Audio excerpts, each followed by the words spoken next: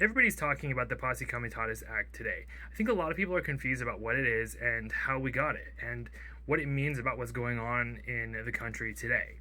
So at the end of the Civil War, President Grant defeats the South, wins the war.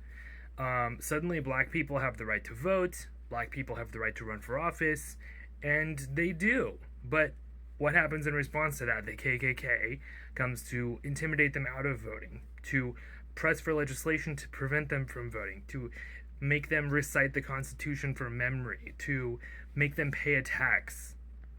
So what does President Grant do? He sends the military to exterminate the KKK across the South. Wholesale. There were multiple acts in Congress that were passed, including the KKK Acts, the Force Acts, and it worked. And this is the moment in American history when black people had more congressional representation and more representation in local government than at any other point since then. At any other point since then.